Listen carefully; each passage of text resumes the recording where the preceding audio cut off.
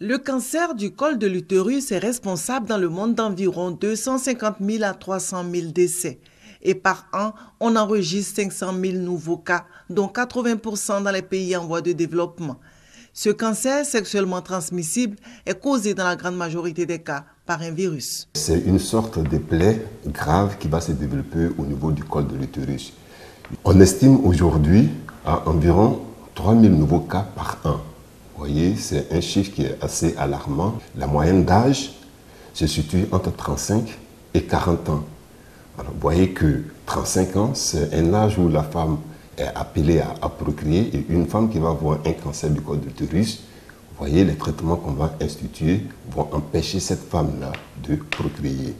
Des traitements existent pour soigner le cancer du col de l'utérus et un diagnostic précoce prévient l'arrivée du stade cancer. La chirurgie va concerner les stades dits précoces et la radiothérapie plus la chimiothérapie réalisée de façon concomitante. À partir du stade 2, c'est-à-dire le stade avancé, on va utiliser la radiothérapie associée à la chimiothérapie de façon concomitante. Avec le progrès de la médecine, il est aujourd'hui possible de prévenir le cancer du col de l'utérus. Et l'innovation, c'est la vaccination. La Côte d'Ivoire suit donc les recommandations de l'OMS, vacciner les jeunes filles de 9 à 13 ans. Mais pour un début, le choix s'est porté sur les jeunes filles âgées de 10 ans. Alors, opération test dans les villes d'Abengourou et Korogo. L'autorité locale fait son lancement. Ensuite, les équipes vont se déployer en milieu scolaire et en milieu rural. Et une fois qu'on aura montré que ce petit échantillon a bien adhéré, les parents, la communauté, la société civile, on a bien adhéré. Dès lors, on peut donc passer à grande échelle, c'est-à-dire introduire ce vaccin dans le programme élargi de vaccination. Dans un mois, une deuxième dose sera administrée aux jeunes filles d'Abengourou et Korogo. La vaccination contre le papillomavirus humain a fait preuve de son efficacité. Des exemples, la Suède et la Norvège ont depuis des années réussi à avoir 0 cas de cancer du col de l'utérus. Leur stratégie, mise en place de moyens de dépistage organisés. En un mot, vaccination à grande échelle des jeunes filles n'ayant pas entamé leur vie sexuelle. Partir d'un rêve pour créer sa propre entreprise n'est pas chose aisée. Pour y arriver, il faut du courage, de la détermination et surtout de la patience. C'est le cas de Ibrahim Zahé et Sekou Kouyaté. Au début, ce n'était pas facile. Et j'étais avec mon patron à Dabou. Tout truc là, c'est courage. Quand tu as l'amour du truc que tu fais, avec le temps, au fil et à mesure, tu peux... Sinon, il a commencé un peu en tout cas. Quand il s'est arrivé, je n'avais pas un magasin. Je me débrouillais avec les autres. Aujourd'hui, Dieu merci, moi-même, j'ai fait mon petit coin. On va 20 personnes. Quand tu as l'amour de ta chose, tu vas t'en sortir en tout cas. Aujourd'hui, moi, je me suis marié dans ça. Ça vaut 15 ans. On gagne à manger. J'arrive à payer ma maison.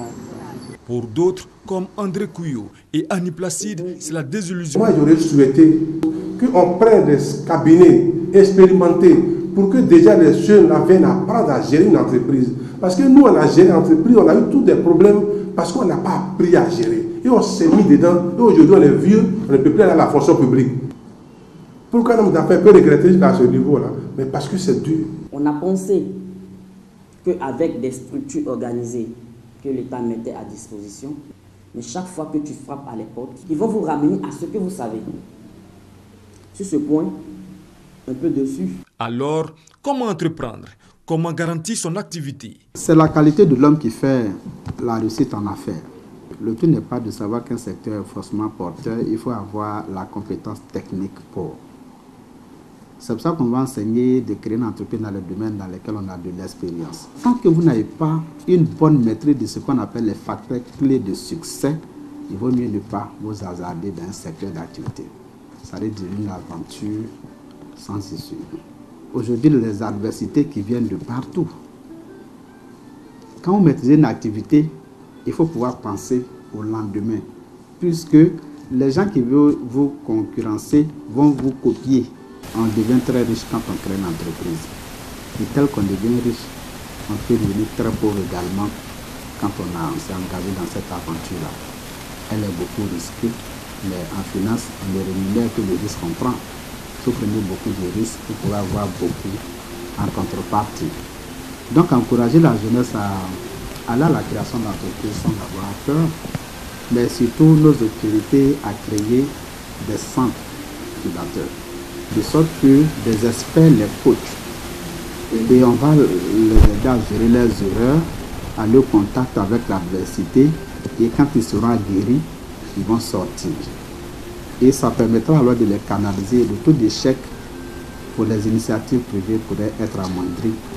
Pour encourager la population à entreprendre, l'État ivoirien a mis sur place plusieurs structures, notamment le Fonds d'appui aux femmes de Côte d'Ivoire, le prix Alassane Ouattara du jeune entrepreneur et l'opération Agir pour les jeunes afin de financer les différents projets. Voie principale de Meyagui, des minicars appelés communément Baka ou encore Massa et des cars de plus de 32 places sont stationnés en bordure de route. Ils attendent d'éventuels voyageurs. À Meyagui, ville située à environ 70 km de San Pedro, chaque jour, le scénario est le même. Pour effectuer un voyage, les populations doivent emprunter obligatoirement le véhicule sur cette voie reliant la ville de Soubré à celle de San Pedro. Voie sur laquelle motocyclistes, minicars, cars et camions remorques circulent en longueur de journée, mettant ainsi la vie des voyageurs en danger. C'est dangereux pour nous, parce que la voie est petite. Et puis tout le monde gare au bord de la route. On voulait que l'État déplace la gare pour aller déposer l'autre côté. Là, on libère un peu la ville, quoi. Très souvent, quand nous voyageons, nous nous arrêtons au bord de la route. C'est pas prudent. Quand c'est comme ça, en tout cas, c'est un danger pour nous les voyageuses. Et c'est très dangereux aussi pour les gens qui sont au bord de la route. Pour les chefs de gare et responsables des syndicats, le manque de gares routières à Meyagui leur crée beaucoup de désagréments. Il n'y a pas de gare fixe à Meyagui. La gare fixe de Meyagui, chacun a sa gare. C'est les syndicats qui ont organisé ça. Donc ce qui a fait que les gares sont divisées, chacun obligé de faire sa gare. Nous avons demandé à plusieurs reprises au maire de nous attribuer une place pour qu'on puisse avoir des gares, très bonnes gares à Meyagui. Mais jusque-là, il n'y a pas eu encore de position. Pas de gare routière à Meyagui. Faux, rétorque le premier magistrat de la commune. Une gare routière qui existe depuis fort longtemps. Et cette gare est là. Mais les transporteurs refusent d'y aller. Ils préfèrent rester en bordure du bitume, la grande voie qui mène vers San Pedro, qui occasionne souvent des accidents très graves. Nous les convoquions souvent à des réunions pour leur dire que leur gare existe, qu'ils occupent la gare. Selon le maire de Meyagui, les acteurs du monde du transport de la commune seront davantage sensibilisés en vue de les encourager à regagner la gare routière. Pour l'heure, les voyageurs risquent leur vie en se rendant sur la chaussée pour emprunter un véhicule de voyage. 3 équipes de terroristes ont agi vendredi soir de manière coordonnée, a relevé le procureur de la République de France. Selon François Molin, 2 des équipes ont agi à bord de 2 voitures différentes. Une a servi aux assaillants du Bataclan et l'autre aux attaques du restaurant Le Petit Cambodge à la Bonne Bière et rue de Charonne. Au fur et à mesure que les témoignages tombent, les profils des agresseurs se précisent. Il est à noter que les 7 terroristes morts dans les attaques ont agi à visage découvert, d'après les témoins. Ils n'avaient aucune intention de se rendre ou de s'enfuir. Ils venaient pour tuer et mourir. Les enquêteurs sont également sur une piste belge. 3 suspects ont été arrêtés à Molenbeek. Parmi eux, un Français, Ismaël Omar Mostefaï. Ce dernier a été identifié grâce à l'ADN prélevé sur un doigt coupé et comparé au fichier national automatisé des empreintes génétiques.